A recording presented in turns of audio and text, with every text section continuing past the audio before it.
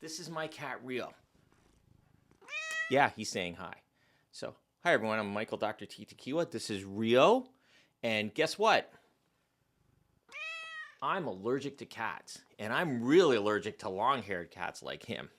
So I want to tell you a story about how an egg, a brilliant scientist at Purina, and a protein called the FeLD1 protein led to the development of, ouch, his nails are sharp, this food. And ow, I think I'm gonna have to, okay, wait. Okay, dude, here, come over here.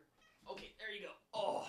A majority of us that are allergic to cats are allergic to a particular protein, the FeLD1 protein that cats like Rio, I don't know if you can see him. Dude, there you are.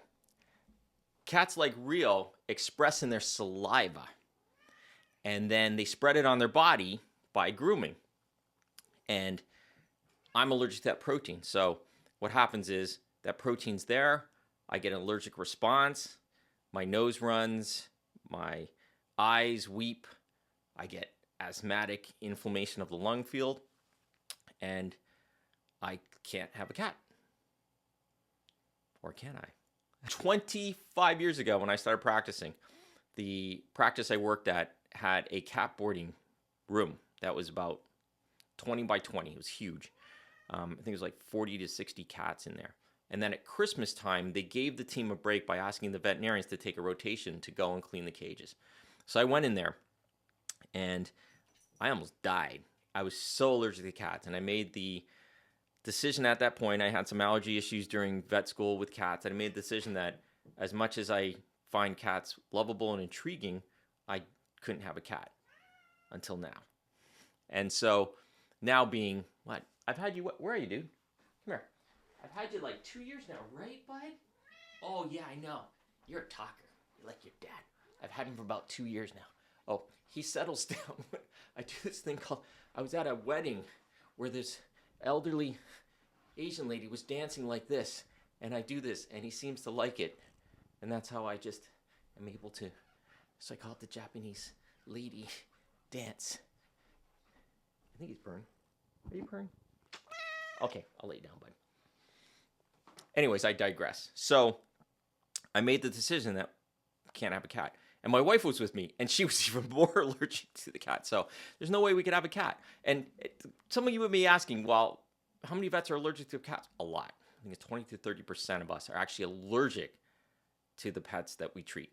I'm also allergic to rabbits, but this is how I survive in the vet world. Vet offices don't have rugs. They're continually cleaned. So when I go into an exam room, I'm much less exposed to the allergens. I wash my hands, and I lived on antihistamines just to do my job. I still kind of do in the sense that it's more all the flora and fauna that really affect me, but that's how I practice. But I gotta put this food away before he starts trying to eat the bag. So at the time I decided to adopt him as a clinic cat, the FeLD1 protein food called Live Clear by Purina. It's the only company that makes it right now. So let me tell you how that works. That came out, and that it was a game changer. So going back, the FeLD1 protein is expressed in their saliva. They spread it on their body by grooming, and then we're allergic to it. So some brilliant scientist said, well, what if we give that FeLD1 protein to chickens? And the chickens actually produce antibodies that go into their eggs. And the antibodies are then, the eggs are then fed to cats. And what it does, it suppresses the production of the FeLD1 protein by about 70%. That has no clinical effects, negative effects on guys like this. It has no effect clinically on him. So he's healthy and doing fine. But by diminishing the production of FeLD1 protein, people like me who are allergic to cats can actually have a cat and have an interaction. You saw me sniff him. I have no allergic response to this guy at all. And the only downside about all of this is he has egg breath, which isn't that bad considering that he is now a family cat. And it's amazing, the response. So for those of you who are allergic to cats, have a discussion with your veterinarian. Try the Fel D1 food, the Live Clear food. There's a Live Clear kitten, which is what he was on. He's on the Live Clear adult. It's amazing. And it's an example of how the companies that we veterinarians recommend, we recommend the companies that do really good research and development. And inevitably, in your pet's life, there is going to be a medical issue that they're going to need a specialized diet.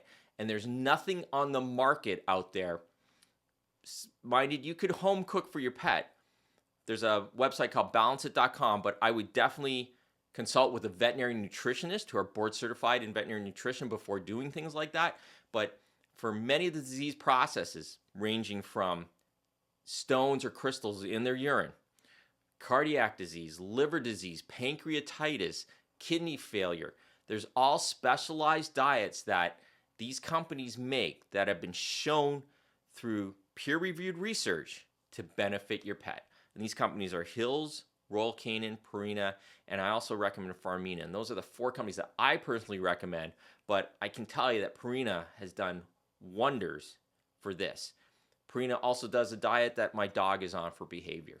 That is the gut health to mind health concept. And I think it's phenomenal. So I think that this whole science works, man.